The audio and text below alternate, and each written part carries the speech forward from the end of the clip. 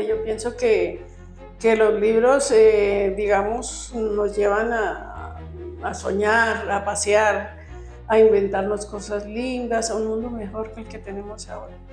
Mm.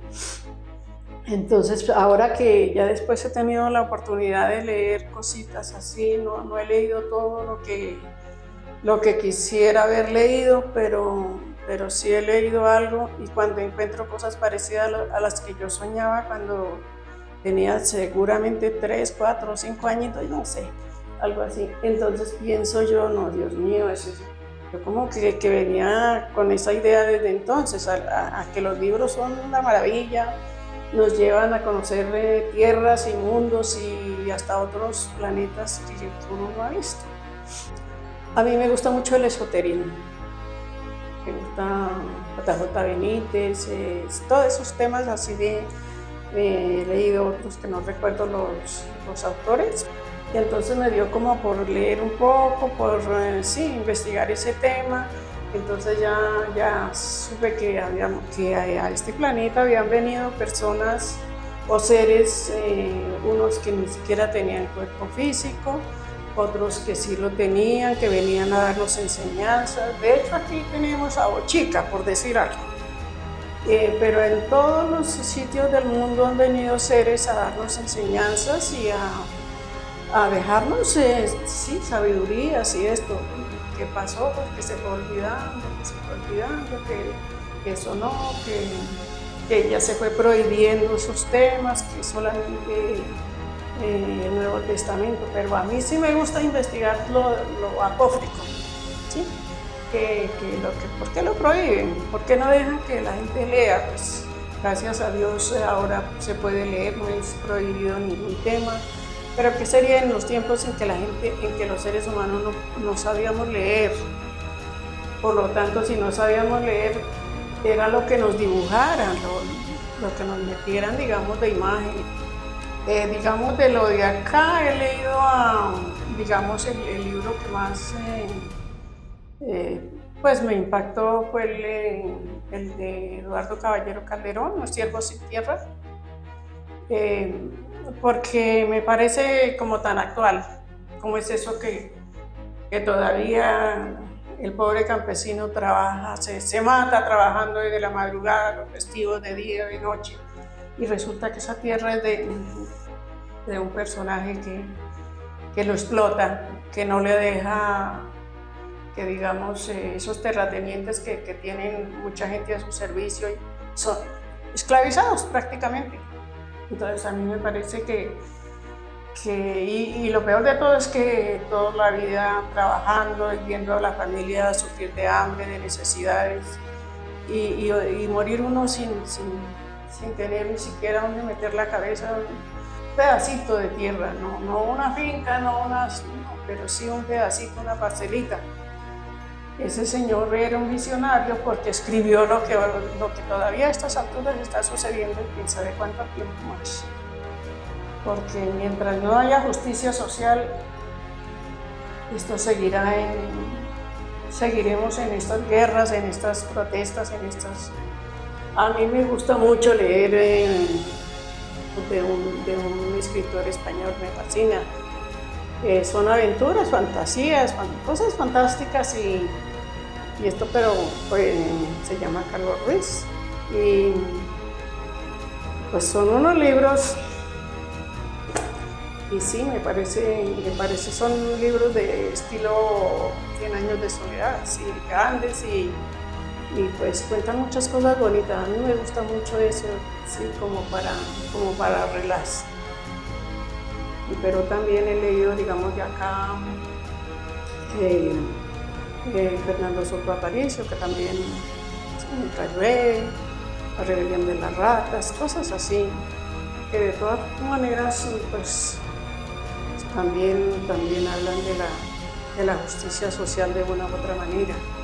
Yo digo que leer eso no solamente, o sea, el que tiene un libro nunca está solo.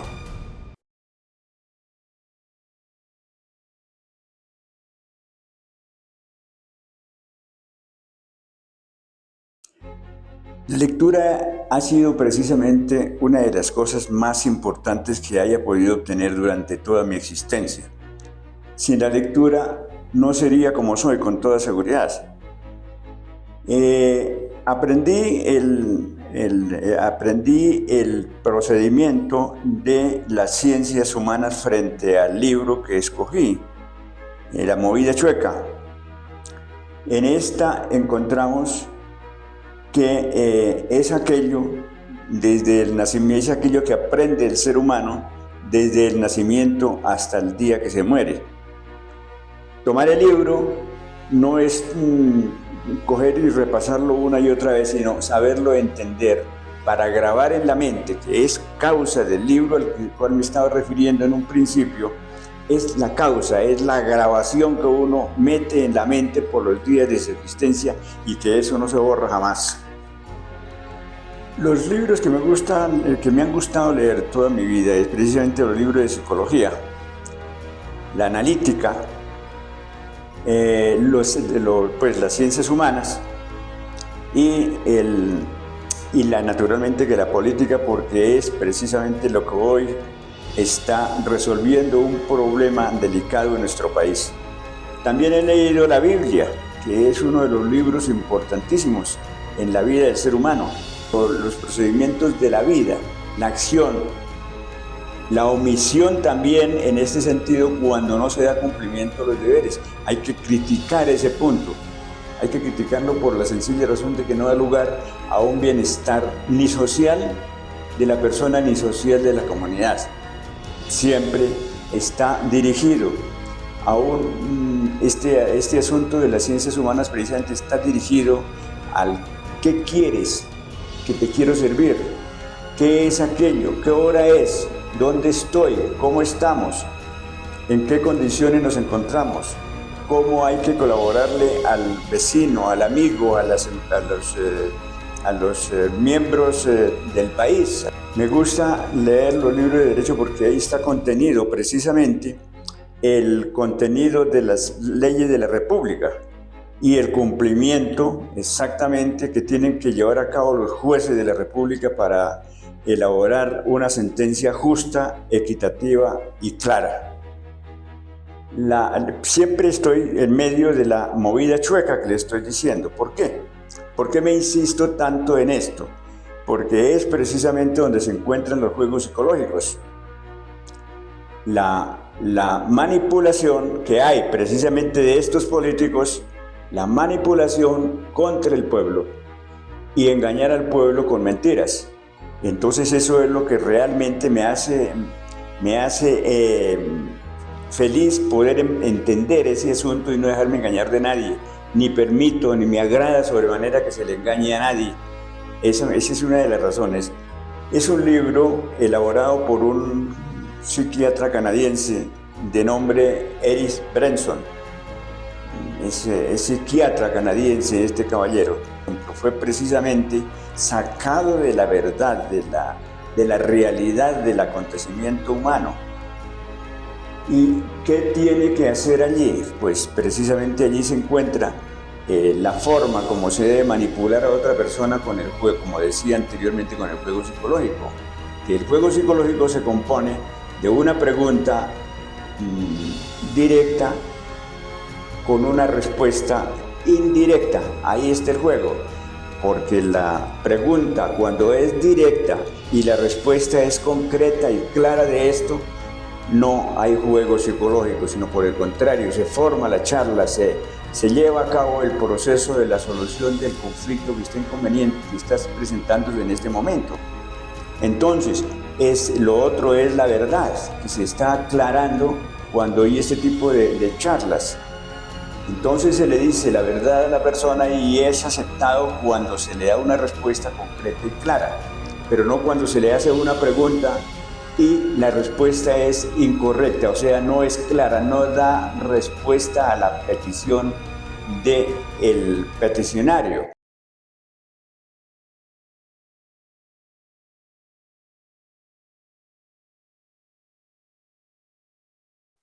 La memoria es algo tan importante, tan importante. Mira que cuando uno es joven no le da la importancia por ejemplo, a los alimentos, al deporte, a ciertas cosas, pues yo no fui fumadora ni tomadora. Y menos mal, porque si no, y eso que ya tengo la edad y ya estoy grave con la memoria, ¿qué tal donde lo hubiera sido? Pero no, si uno se cuida bien cuando joven, a medida que va avanzando la edad no va perdiendo su memoria. Pero yo era una, lo digo así de anécdota, de las que quería estar super light. Yo quería ser delgada, entonces poco comía, casi no comía.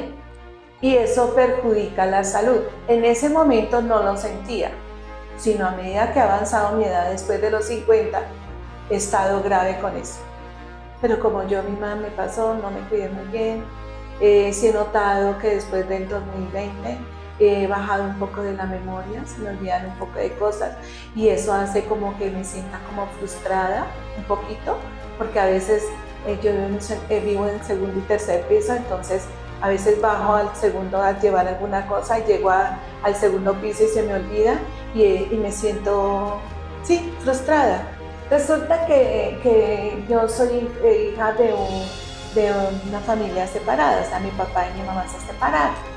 Entonces, y yo fui la causante de esa separación porque yo no aguanté el ritmo del que llevaba mi mamá con mi papá. Mi papá le andaba súper duro y llegaba casi a la medianoche y eso fue terrible. Y un día yo me llené de valor y me levanté y le dije a él, ¿por qué no se va?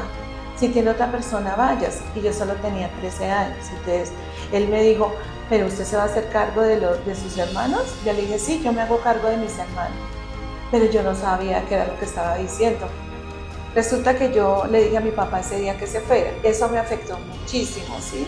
Eso fue muy terrible. Ese día yo le dije al que se fuera, cuando él arregló su maleta enseguida. No fue sino que yo le dijera al que se fuera y él enseguida subió y arregló su maleta y se fue. Pero al otro día, yo no sé, yo quedé impactada y yo dije, ay Dios mío, ¿qué fue lo que hice? Gracias a Dios, nosotros vivíamos en el barrio Minuto de Dios y en ese barrio siempre los sacerdotes han estado pendientes de cada sector. Entonces yo me dirigí a donde era mi sacerdote, que se llamaba Carlos Álvarez, y él siempre estaba ayudándome porque yo soy muy emocional. Entonces fui allá donde él y le conté lo que había hecho, pues lógico que él me regañó, me dijo, ¿cómo vas a echar a tu papá? Que no, ya no puedo más, porque esos maltratos, eso lo necesito trabajar. Y él me dijo, yo una chiquita como usted, ¿a dónde va a trabajar? Y dije, no sé, padre, colabórenos, por favor, no nos deje abandonar, porque somos 6 hermanos, somos hartos.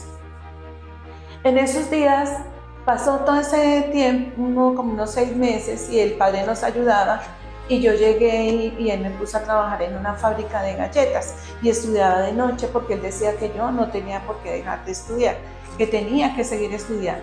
En el Minuto de Dios abrieron el nocturno, en el colegio Minuto de Dios, y ahí yo terminé mi bachillerato.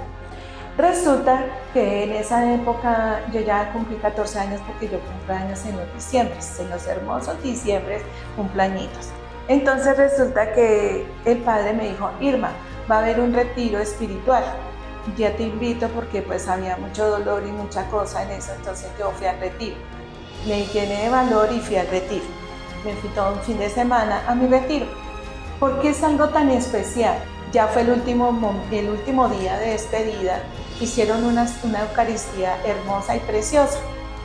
Debió ser que yo me entregué tanto a mi Eucaristía o hecho tanto con tanta fe y me entré tan totalmente en el momento de la Eucaristía cuando el Padre subió la hostia, la hostia no, sino yo no sé cómo se llama. Bueno, ya se me olvidó, ¿sí ve? Entonces la subió y yo llegué y dije, yo me entregué tanto y le dije a Dios que me protegiera, que Él era mi Padre. Y yo sentí en ese momento, de verdad sentí a Dios en mi corazón. No sentí una paloma, sino sentí algo acá hermoso, que me quedó en mi corazón hasta actualmente, y Dios me regaló el don de lenguas.